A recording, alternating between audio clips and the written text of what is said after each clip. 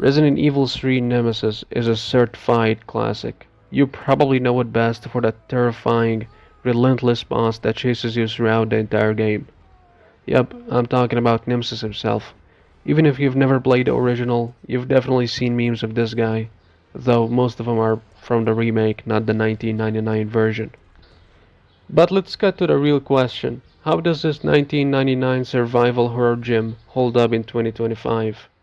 Well, I just played it, and I've got some thoughts. And to answer the big one, is it still worth playing today? Yes.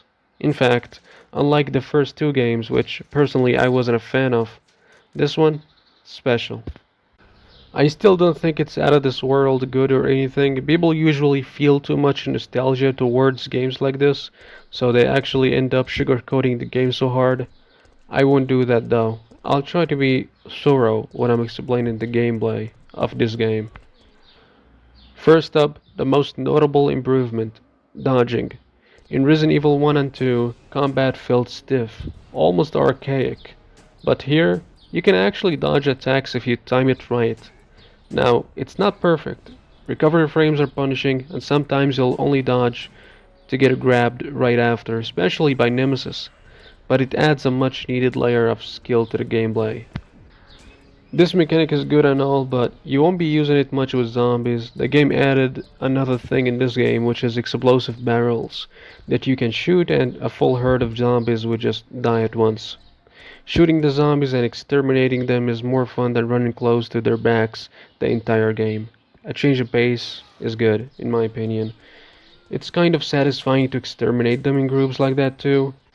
Also, in this game, if you come close to a zombie and then aim up to go for the headshot using a weapon like the shotgun, it's so satisfying to do so. It's like you're dinking in CSGO or something. It just kind of is. It only takes one bullet to totally decapitate him. This means you'll be dodging most of the game the main enemy, Nemesis. Now, let's talk about Nemesis. In case you don't know, Nemesis is an organic weapon made by Umbrella to kill STARS members. That's all I knew from the game. If you want to know more about him, you can just look it up. Now, this guy is cool as fuck. You encounter him early on in the game, and he sticks with you ever since until the end.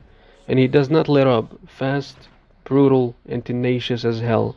He's the kind of boss that keeps you on edge the entire game.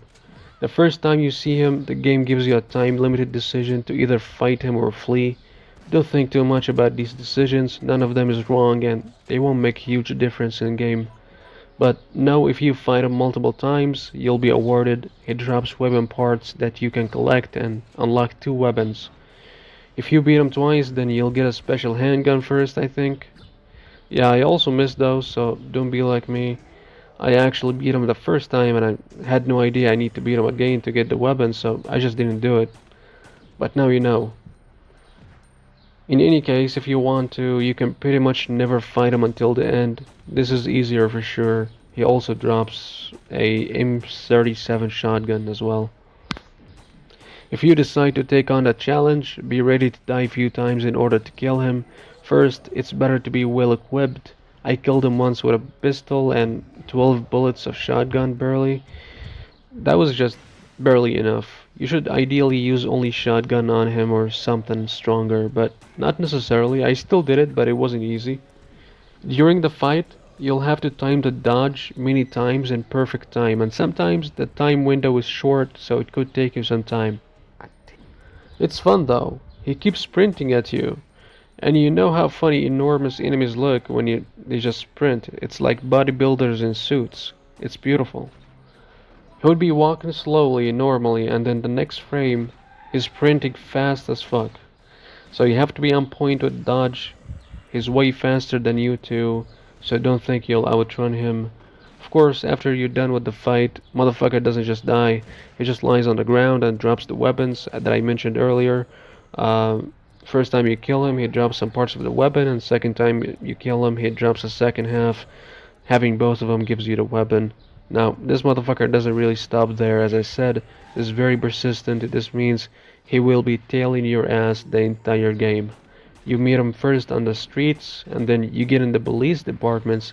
You think you're safe, but you're not. He follows you there, he won't show up in every room you enter, of course, otherwise the game would be hardly playable. But instead, every once in a while, he'll barge in and start running at you.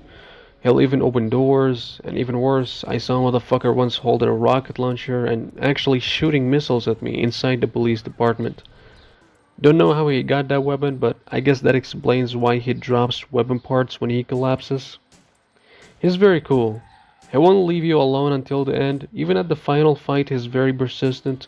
I like his design too. He keeps saying stars in a badass way. This concludes my talk about the Nemesis and dodging and new action-driven gameplay. Now, this leaves few things to talk about. First, backtracking. Now, Resident Evil 3 isn't free from classic Resident Evil jank. Backtracking is still here, like fetching a wrench from one end of the map to unlock a hose on the other. But thankfully, the game's shorter, 6 to 8 hours roughly, so it's not as tedious as Resident Evil 1 or 2. Still, dying and redoing sections, yeah, not fun. 2. Puzzles. This is like a mixed bag. Puzzles are better, mm, but that's not saying much. Resident Evil 1 and 2 had puzzles that were basically put the shiny thing in the obvious hole. Here, we at least get a couple of decent ones. In the first game, you find a stone, for example, then you already know there's only one place that this stone could be placed at. It's very obvious, but in this one, you get a wrench, and then you gotta see where to use the wrench. It should still be simple, but I like the fact that it's not so straightforward. But to be honest, that's not why puzzles are better in this game. It's because the game has actual puzzles that are somewhat difficult, as opposed to the first two. For example, we have the Goddess of Time puzzle. Amazing one. You have three stones and three paintings. Each one of the stones could increment time or decrement it, depends on the painting. And the number of hours depends on the stone and the painting. So you'll have to do some calculations. Water quality puzzle, also amazing. You have to align the bars to get the required output. Very nice too. Isn't so straightforward because of the numerous bars. These are about the only two that are good. The rest are bad. Like the Bauer transformer, if you don't solve it correctly, you still open a door that you can find some ammo in, something else that I don't remember. And if you do, you also open another door that's like the main one that you wanted to open the first time. It works in both cases, doesn't even qualify as a puzzle.